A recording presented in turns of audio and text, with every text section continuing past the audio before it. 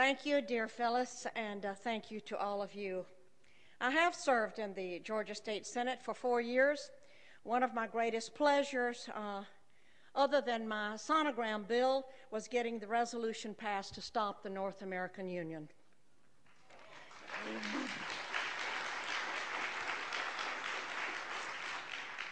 However, for 4 years, I have been confronted with families struggling to remove their children from the clutches of Child Protective Services.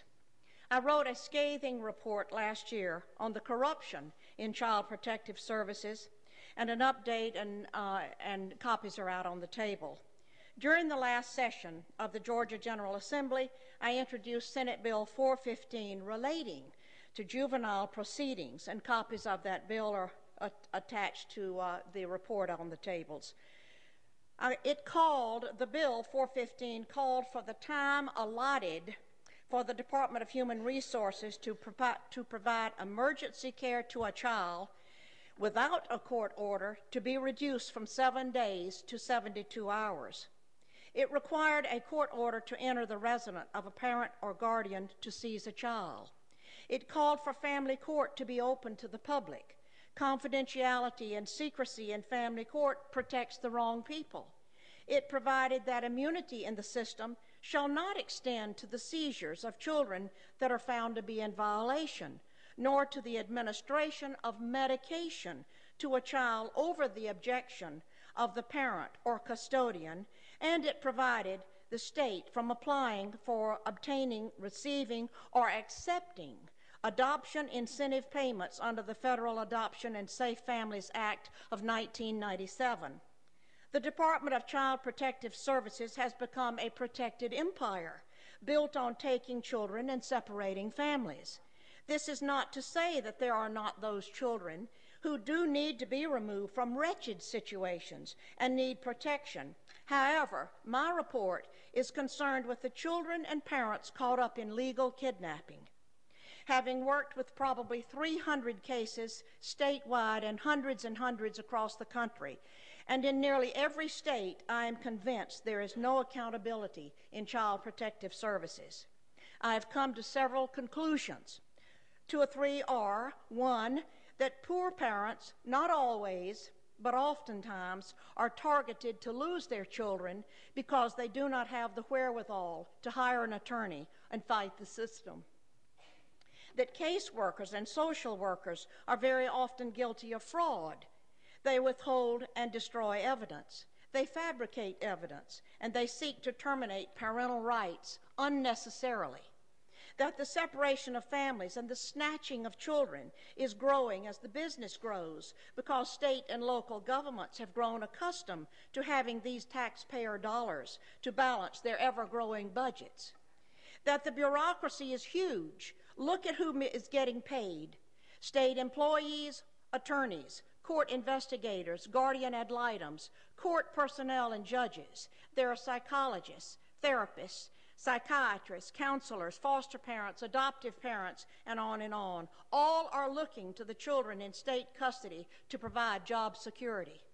That the Adoption and the Safe Families Act, set in motion first in 1974 by Walter Mondale and later in 1997 by President Bill Clinton, offered cash bonuses to the states for every child they adopted out of foster care. In order to receive the adoption incentive bonuses, local Child Protective Services would need more children. They must have merchandise that sells, and they must have plenty so the buyer can choose. Some counties often offer $4,000 to $6,000 bonus for each child adopted out to strangers, and an additional $2,000 for a special needs child. Employees work to keep the federal dollars flowing. But that is only the beginning figure in the formula in which each bonus is multiplied by the percentage that the state has managed to exceed its baseline adoption number. Therefore, states and local communities work hard to reach their goals for increased numbers of adoptions for children in foster care. As you can see, this program is offered from the very top, and is run by Health and Human Resources. This is why victims in Child Protective Services get no help from their legislators. It explains why my bill, Senate 415, suffered such defeat in the Judicial Committee, and why I was cut off at every juncture, and why I was defeated myself last month for my re-election by another Republican. That tax dollars are being used to keep this gigantic system afloat. Many grandparents have called me to get custody of their grandparents before being lost in the system. Grandparents who lose their grandchildren to strangers have lost their own flesh and blood. The children lose their family heritage, and grandparents, and parents too, lose the connection of their heirs. And that the National Center on Child Abuse and Neglect in 1998 reported that 6 times more children died in foster care than in the general public, and that once removed to official safety, these children are far more likely to suffer abuse, including sexual molestation, than in the general population. Think what that number is today, 10 years later. Here are a couple of the recommendations on my list. Call for an independent audit of all state child protective services and for a federal congressional hearing on child protective services. Abolish the federal and state financial incentives that have turned child protective services into a business that separates families for money.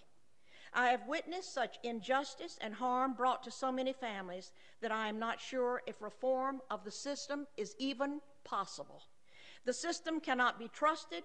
It does not serve the people. It obliterates families and children simply because it has the power to do so. What I have said to you in these few minutes is that we must confront the fraud in child protective services. Child Protective Services seizes children using the very system that is paid for by the taxpayer, who actually believes it is used to protect abused and neglected children. The bureaucracy of workers benefit financially by a system that converts children into cash while destroying their families and their lives. No child who emerges from the system can ever be sound or whole. Many disappear and never are ever heard from again. God will not stand for what is happening to our children and our families. His heart beats for these children. He will lift up the downtrodden. What is happening in America regarding child protective services is a criminal political phenomenon, and it must be brought to an end. Please join me in working to help set our children and our families free. To whom much is given, much is required. As you pray for this nation, pray for the upcoming election, and for our national financial crisis, please pray for our children and for our families. We all must press on and win this race for America. Thank you very much.